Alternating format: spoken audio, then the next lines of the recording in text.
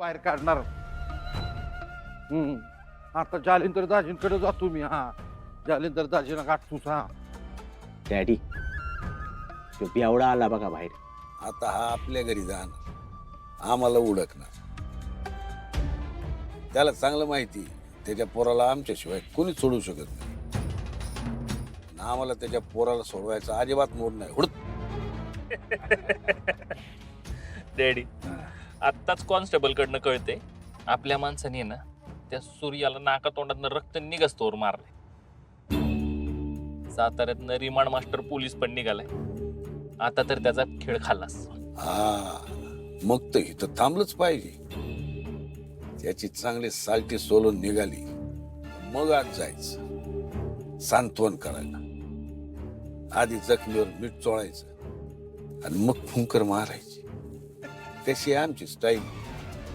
एक number style बर का डॅडी. अरे वा वा वा वा, आज या सूर्याचं रामनाम सत्य होतंय म्हणायचं. एवढ्या गर्दीनं येत आहेत म्हणजे सूर्याबद्दल यांच्या मनात चांगलाच राग तयार झालेला दिसतो. आता फक्त पोलिसांना न जुमानता हा जमाव आत घुसला पाहिजे. सूर्या संपलाच म्हणायचा. आमच्या मुलीचं कुंकू पुसलं जाणार आणि आम्ही चांगला मुलगा बघून परत तिचं लग्न लावून देणार. कोण म्हणतो सोडणार नाही? सोडल्याशिवाय कोण म्हणतो सोडणार नाही? कोण म्हणतो सोडणार नाही? कोण म्हणतो सोडणार नाही? चिरंजीव काय ऐकतोय? वाऱ्याची दिशा कशी काय अचानक बदलली? ऐ छत्री, गावातल्या लोकांना भडकावायला सांगितलं होतं ना आम्ही. हो डॅडी. मग अहो सगळ्यांना भडकावलं होतं, तशी व्यवस्था पण केली होती. पण तुझं बेबी आल्या आणि त्यांनी लोकांनी काय बाय बोलले असणार आणि म्हणून हे असं. कोण म्हणतो सोडणार नाही? सूर्या निर्दोष आहे. सूर्याला सोडा. सूर्याची काही चूक नाही, सोडा त्याला. हो हो, सूर्यानेच हे सगळं केलंय. असं काय पुरा आहे तुमच्याकडं? हे बघा, शांत व्हा. सूर्य निर्दोष आहे की नाही ते कोर्ट ठरवेल. आम्ही त्याची सुटका करू शकत नाही. अहो साहेब, आमचा सूर्य निर्दोष आहे. कोर्टात कशाला जायला पाहिजे?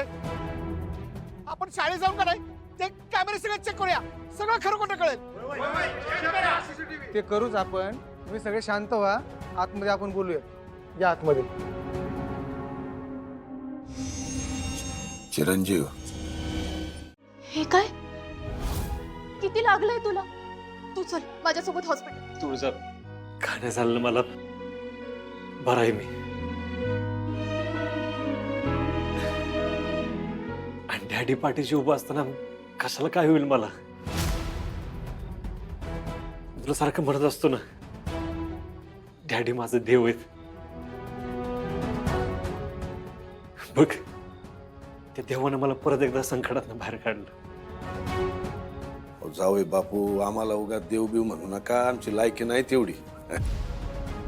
नाही डॅडी, तुम्ही माझ्यासाठी देव होता, देव हाय आणि कायम राहणार आहे. तुळजा, भाग्य कशी आणि बाकीची पोरं? भाग्य बरी आहे आता आणि बाकीची पोरं सुखरूप आहेत. आपल्यावरचं संकट टळलंय. काळजी करण्याची काही गरज नाही आहे. देवच पावला म्हणायचं. देव जरी पावला तरी आम्ही कोपलोय ना.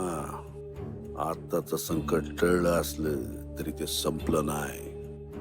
लवकरच तुझा करेक्ट कार्यक्रम करू आम्ही. कधीच नाही करणार. खरं आहे तुझं. सूर्या एक वेळ लोकांसाठी स्वतःचा जीव देईल, पण दुसऱ्याच्या जीवाला धोका होईल असं कधी बी वागणार नाही. देवाचा माणूस आहे तो. नको काळजी करू. देव हाय त्याच्या पाठीशी. सगळं ठीक होईल बघ. वय तेजू, मला बी असंच वाटतंय बघ. अगं, देव त्याला ह्या समध्यातनं बाहेर काढेल. काढला, बाहेर काढला. पण तुमच्या त्या वरच्या देवानं नाही, या देवानं काढला. खरंच डॅडी? काय करणार? लाज खातर करावं लागेल. तुमचा भाऊ आहे ना तो, आमचा जावई आहे, आमच्या बायकोचा भाचा आहे, मग करावंच लागेल. जामिनासाठी रोख 50,000 देऊन बाहेर काढ. गेलाय तुमचा लाडका सूर्या दादा घरी गेलाय. हा बर, पोलिसांनी लय हाणलं त्याला, पार नाका तोंडात रक्त येईपर्यंत हाणलं, पण तसा बरा आहे तो. हा? मी दादाला जाऊन बघू का? कशाला, आत्ताच घरी गेलाय तू, लय मार लागलाय त्याला, जरा आराम करू द्यावायच. परत आराम मिळेल नाही मिळेल. म्हणजे जामिनावर सुटलाय तो, पोलीस तपासात काय मिळालं तर परत आज जाईल ना. आता आम्हाला काय सांगू नका बरं. काय आता बघूया पोलीस तपासात काय मिळते. मी कॉल लावते दादाला. एवढ्या रात्री कशाला फोन लावतीस?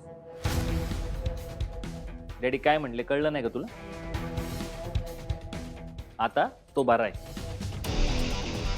आणि तुला काळजी घ्यायचीच असेल तर नवऱ्याची घे की. आपला संसार सुरू आहे, संसारात पण काही गोष्टी असतात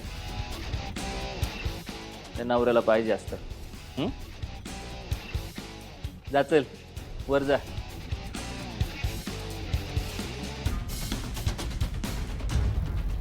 तुम्ही दोघे का बघत उभे आहेत? घरातली शिस्त माहिती आहे ना? वाजले किती? जावा चला.